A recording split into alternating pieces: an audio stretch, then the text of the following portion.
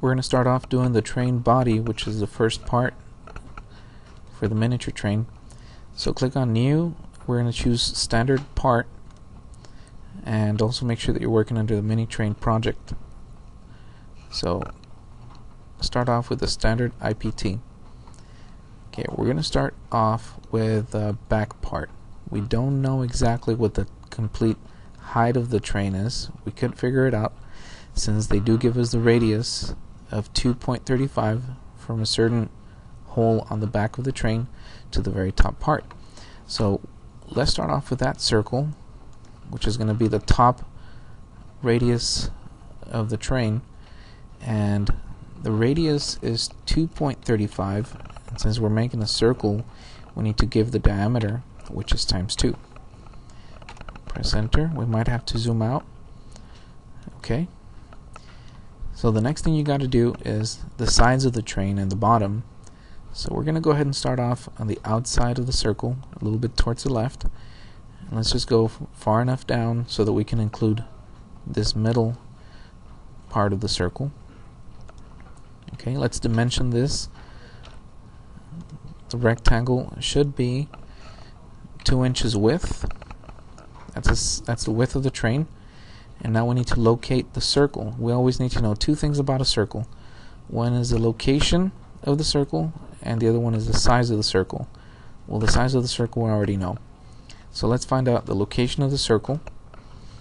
The center of the circle, should be 1 inch from any side of the rectangle. But we also need to know that the center of the circle has a height relative to the rectangle, 0.375. Okay, if we have those dimensions, that should be enough. You just have to make sure that this rectangle goes past the circle edge. Okay, we can go ahead and remove any sides that we don't want. If we use the trim tool, we can go ahead and cut the edges that are unwanted. Okay, let's click on Finish. Now let's go ahead and extrude, and we're going to select this feature, this profile we just selected, and it's going to be extruded a distance of 5.5. That's going to be the general body, or the shape of the train.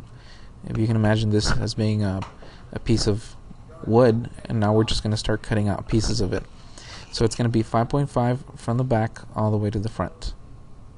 Click on OK. Alright, that's just our base. If we click on Sketch, we can go ahead and start doing some of the features from the front. Let's bring up the front face towards you. We have two things to do. Number one is we need to make a line. We can go ahead and give the distance of this line from the top to the bottom. This distance is generally 0.88 inches from the bottom to the top. Now let's go ahead and do a circle, and I suggest just putting it somewhere randomly on top of the line that we just created, and just make sure that you don't touch this line or this line to the sides, because if you do, you're going to be constraining it to the shapes that are around it. Just click somewhere. And again, two things that you need to know about a circle is the location and the size of the circle. Alright, the size of the circle is 0.75 radius times 2, because we're working with a diameter. 0.75 times 2, and the location of the center of the circle from the bottom, this is 1.38, and since we do want it centered, should be 1 inch from either side of the train. So it's 1 inch. Okay, so we have the general shape. Now we can go ahead and trim the parts that we don't want, like the bottom of the circle and maybe this little edge. The bad thing about trimming some of the parts is that some dimensions might disappear. Okay, so if you want to put them back, if you want to, if that bothers you. If not, it's not going to do anything else if you don't make any more changes to it. Okay, our general shape is done. Let's click on finish. As soon as we're done, you can click on the home view, and just reasoning tells us that this extra shape that we made, this top part is what we're going to be removing. So if you click on extrude, click on the top portion. By default it wants to add a part, but we want to subtract the part. Okay, since the distance is already defaulted to 5.5, that's going to be the whole distance of the train. What we want to do is spare 1.75 inches from the back. So what we can do is just a simple math. It's 5.5 minus 1.75, and that's the distance that we're not going to cut, which is what we need.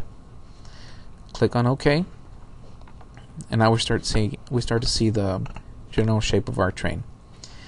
There's a couple other things that we need to do. We need to do some cuts from the back, holes on the front, side, top, and the back. Let's work with the side view now. Click on sketch on the right side. Click on the right side so that it's towards us, and we're going to create a circle.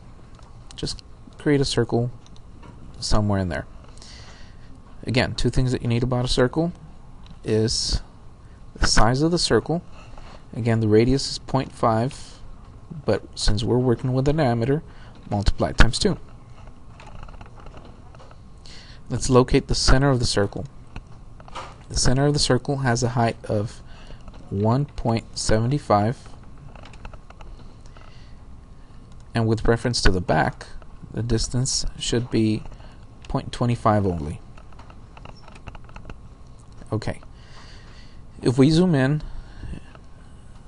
this starts curving down after the center of the circle, and we want to flatten this out. We want to make a line straight to the back. So if we make a line from the very topmost part of the circle, it should snap onto it. Click on it, and then go to the back. You should be able to see the symbol over here, tangent to the circle, and just make sure that you click on the line, and we just created a perfectly horizontal line. We do the same thing towards the bottom. Click on the bottom of the circle, and this is where one of the major mistakes happen with a lot of people.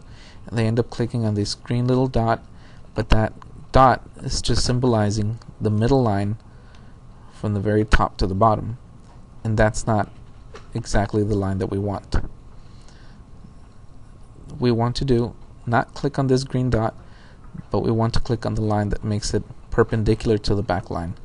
So make sure that you choose the right one, not this one, which is offset at 0.19 degrees, but the one that's perpendicular to it. That creates some problems whenever we're trying to do some fillets at the end. Now let's go ahead and trim. We're going to go ahead and trim some of the edges that we don't want. Okay, it's looking pretty good. Click on finish, and now let's go ahead and extrude. Let's go ahead and turn this at this view right here. Choose a profile that we want to cut. Again, by default it wants to add, just tell it to subtract. And then if you want, as long as it goes past it, that's fine. I like to go ahead and select all the way through in case I ever do change the width of the train. It knows what to do. Click on OK. Okay, our train's pretty much done. The last thing that we need to do is the holes. Let's do the hole on the back first. Okay, for this hole in the back, I'm going to show you one way on how to do it. Click on hole, and we're going to choose the placement linear, which means that it'll give us the liberty to put the hole wherever we want without referencing to any sketch or any point. Okay, so our hole is there. We know it's not perfectly in the center, but it's asking for a reference 1. Reference 1 is any dimension to any side. So the reference 1 is going to be 1 inch. Okay, now it's in the center. Reference 2, how far away from the bottom? This one should be 0.375. Okay, enter. Now we need to go ahead and see how big we want the hole. This is going to be 0.25 diameter, so it's already 0.25 by default, and the depth is going to be 0.5. So we do need to change this one. I like to keep it in isometric view so that I can see what I'm doing. The drill point, it doesn't really give us any specification on how you want this hole. I'm just going to go ahead and leave it at an angle. It's just a simple hole. Okay, and it's linear. Everything seems to be fine. And click on apply. Okay, so the hole in the back has been done. Now let's go ahead and work with the holes for the axle. This time I'm going to do it a little bit different. I'm going to select sketch. I'm going to click on this sketch. And now I'm going to locate where the wheels are going to go.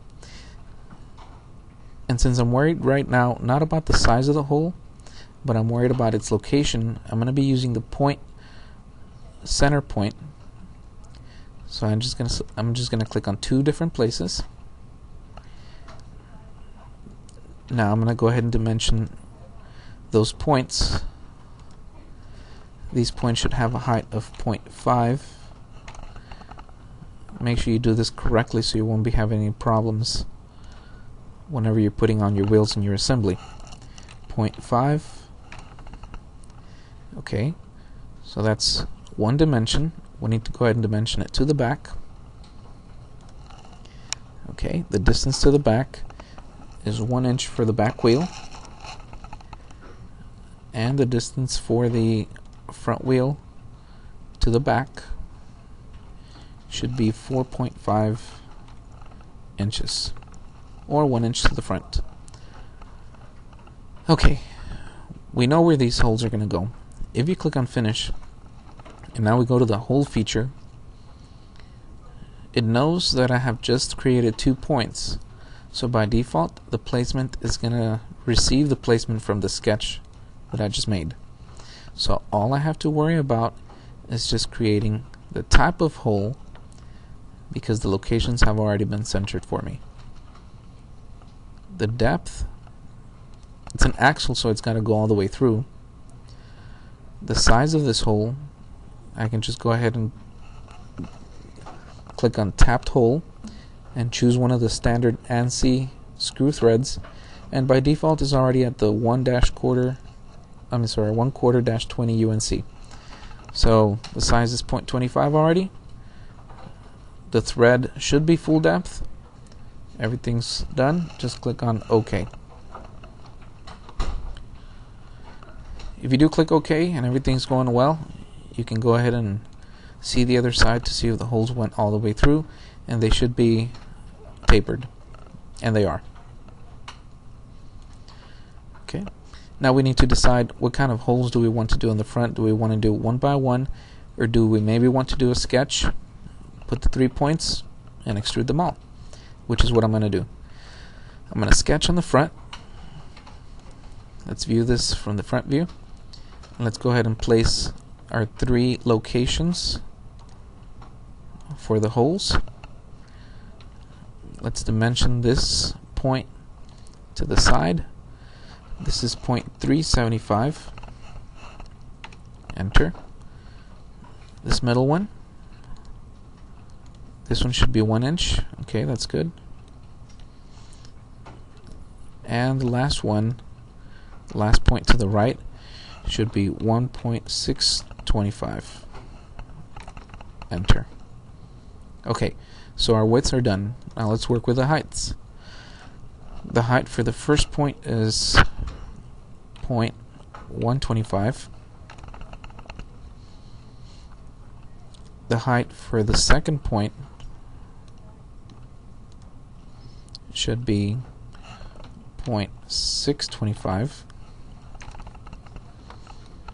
And the height for the last point should be the same as the first one, which is 0.125. Okay, our points are set. Let's finish. let's go ahead and select hole. By default, it should be selecting the points that we just made. Okay, that looks good. A type of hole, it is going to be a flat drill point. They are going to be simple points. The radius or the diameter of the hole is 0.125 diameter, and the depth is going to be 0.125. So the depth is 0.125, the diameter is 0.125. Drill point is flat. It's just a simple hole. Okay, looks pretty good. One of the last things that we need to do is we need to draw the hole at the very top, and we need to do a work plane to do this one because we cannot sketch on a curved surface. So we click on plane, or work plane, select where you want the work plane to be tangent to the cylinder, and now just choose a flat surface so that it can be tangent to the top. Okay, so we just created the work plane. We're going to sketch on that work plane, so just make sure you click on sketch and then just click on one of the edges for the work plane. Okay, and what we're going to do is we're going to go ahead and make a point at the very top, and we'll go ahead and dimension it. Dimension this to the side 1 inch. Dimension the point from the front.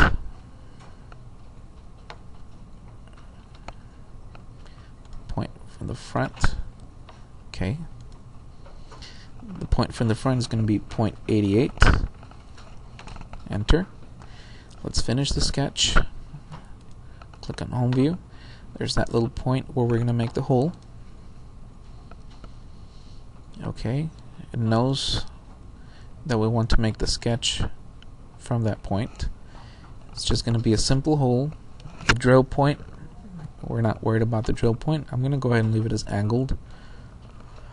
The depth is going to be 0.25, and the diameter of the hole is going to be 0.5. Okay, looks pretty good.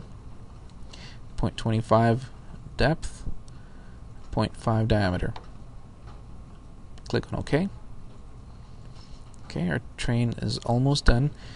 If you don't want to be bothered by this work plane, you can just go to the model panel window, right click on the work plane, and then just turn off the visibility. Make sure you don't delete it. One of the last things that we got to do, we're almost done, is just to fillet all the sides. By default, this is set to 0.125. Change it to 0.1, and now start selecting. Start selecting all the points in the front. Make sure you don't fillet the holes. Okay. By the time you're done with this, don't forget to select these little corners too. By the time you're selecting all the sides,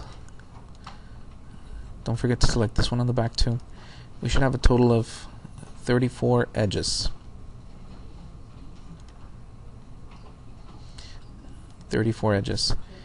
If you do get the option to fillet anything else besides this back line, like if you do have another line here, that's probably because you made a mistake while you were doing the extrude cut on this shape. Okay, 32, 33, and 34 with this one. Okay, let's go back to our home view and click on OK. Everything seems to be perfect. If you wanted to do any changes right now as far as colors, or if you wanted to add a certain material, you could do so at this point. And when you're done, just click on save, and we'll save this part as train body, and we're done.